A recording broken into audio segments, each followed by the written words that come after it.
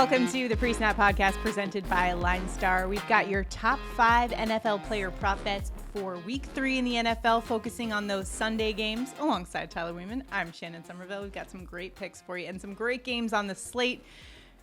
First 2 weeks have been a little difficult. We don't have a lot of data to go off of. How about the Saints, though, coming out of the gate with the most explosive passing offense that we've seen so far? Did you have that on your bingo card, Tyler? Absolutely did not. I cannot believe this just offensive explosion they've had, but hey, I'm here for it. I hope it keeps going. The Saints are going up against the Eagles, and that's definitely one we'll be taking a look at from a prop perspective. Last week on the show, do you want to go over our results? We were 2-3, so hoping to improve that this week.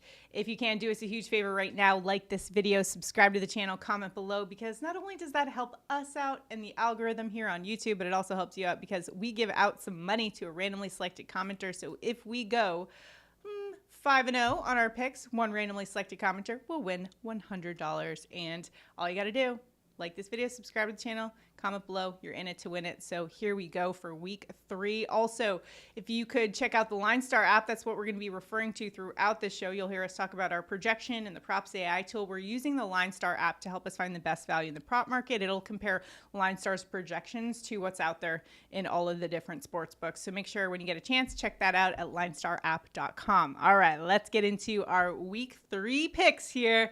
And we're starting out with a wide receiver that we went to Week 1. He didn't quite get it for us Week 1, but Week 3, I think he's going to get there for us. Amari Cooper, over 47.5 receiving yards. LineStar's projection here is all the way at 54.6.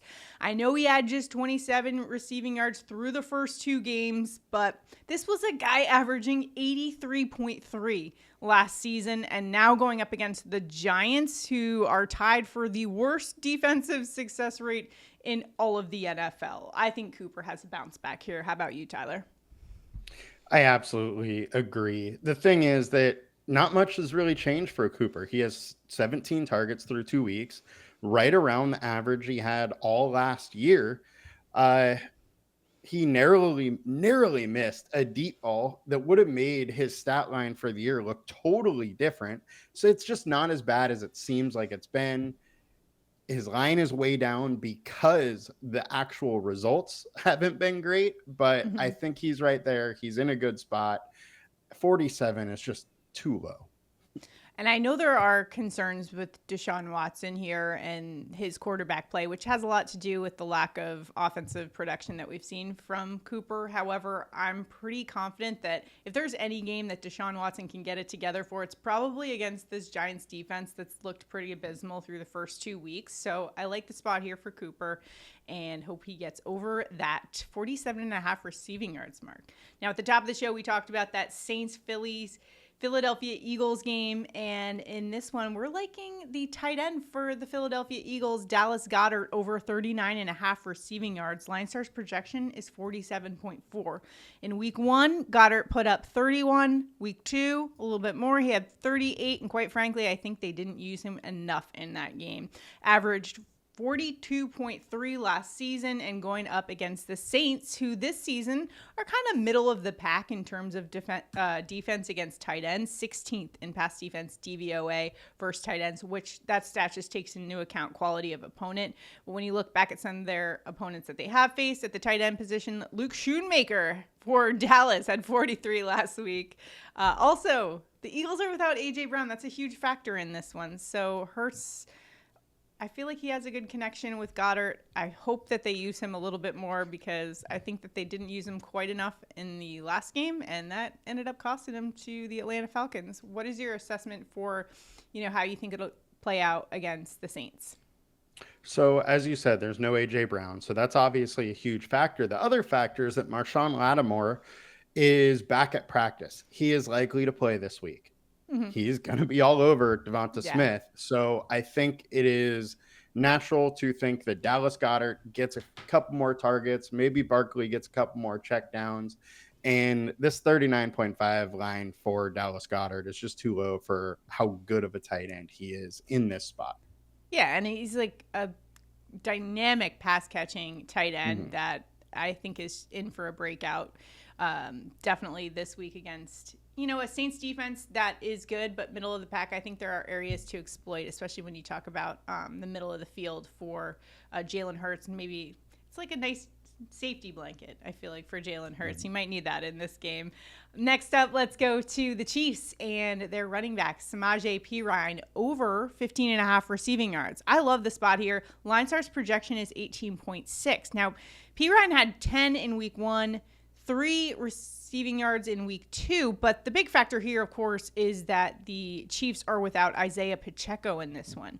Last season with the Broncos, Perine averaged 26.8 receiving yards per game. Now he's going up against an Atlanta Falcons defense that ranks 18th in pass defense DVOA versus running backs the first 2 weeks. This is all about opportunity here. Tyler, what do you think about how he's going to make the most of it here? Yeah, I mean, the thing is, Carson Steele, the fullback of the Chiefs, he's going to get some work. He's already said that, everybody is going to get some reps, and I expect that is how it kind of goes on Sunday. But Perine is by far their best pass catching back, and RBs are averaging 21.5 receiving yards.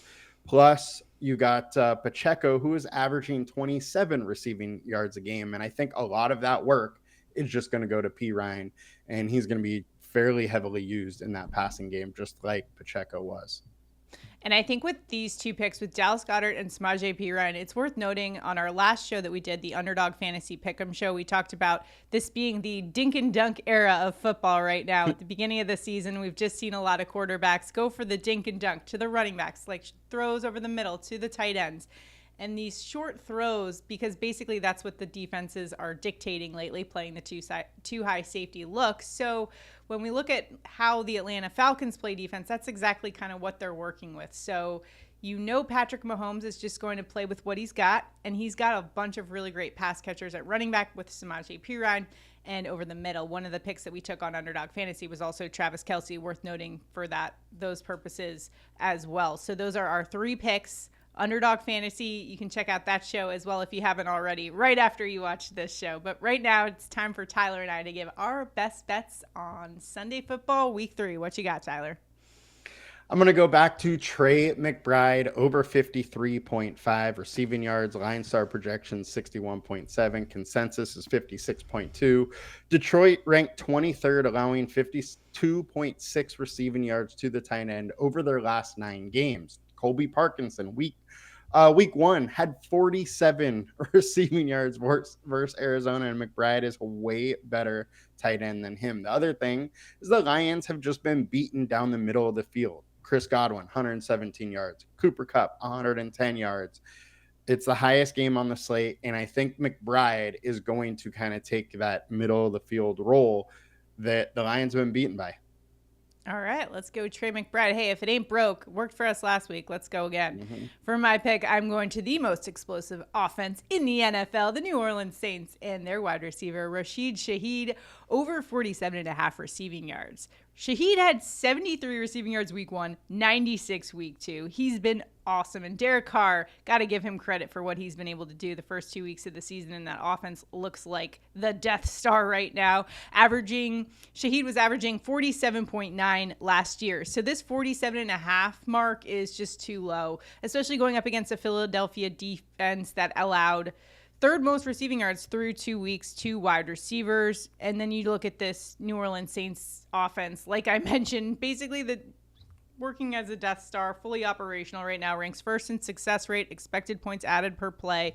The Clint Kubiak motion play action heavy scheme is kind of like just unlocked Shaheed, and he has an 82.5 PFF receiving grade. That ranks 7th among 93 wide receivers with at least 35 snaps. And let's take a look at his matchup. This information coming from PFF. He's going up likely against Eagles slot cornerback Avonte Maddox, who ranked 48.1 in PFF coverage grade, which ranked 28th among 33 DBs with at least 26 slot coverage snaps. So he's allowing a lot of explosive pass plays. In fact, at the position's 4th highest rate.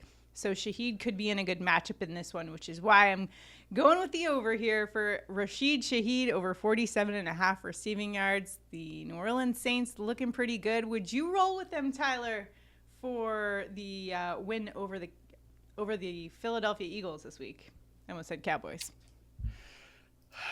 I like Rashid Shaheed. I don't know if they're going to win this week, but they've looked very, very good, and Shaheed has just been an absolute beast. Yeah, it's been fun to see. I don't know if you've had him in any fantasy DFS contests, but they have been pretty good for fantasy purposes through the first 2 weeks. Do you think that will continue? I mean, putting you on the spot a little bit there, but I just don't think it can absolutely continue going like this. I mean, this is a team that we expect very little from offensively, and all of a sudden they're, a juggernaut. Like, I just don't think everybody missed that bad, and that Kubiak is really this good. I mean, no offense to Kubiak, but like, this is insane. Yeah, it's due for some regression, but hopefully not this week, at least with the Shaheed receiving yards mark. So for our top 5 picks, once again, just to recap, Amari Cooper over 47.5 receiving yards, Dallas Goedert over 39.5 receiving yards, Samaje Perine over on 15.5 receiving yards, Trey McBride over on 53.5 receiving yards, and Rashid Shaheed over 47.5 receiving yards. Make sure, if you haven't already, drop your locks for week 3 in the comments below. A comment enters you into our contest. So if we hit all of our props, one randomly selected commenter will win $100 just like that. It's so easy. Make sure to enter into the contest. And if you haven't already, check out the LineStar app. It's what we've been referencing throughout the show to help you find the best value in the prop market using that PropsAI tool. And if you're playing DFS, you got to check out Tyler's breakdown. He'll be out with it on the LineStar YouTube channel, giving you all the content. So if you could do us a huge favor, make sure to like this video, subscribe to the channel. Again, comment below. Let us know your locks for this week. Good luck in all of your prop betting endeavors. We'll see you guys next time. Good luck.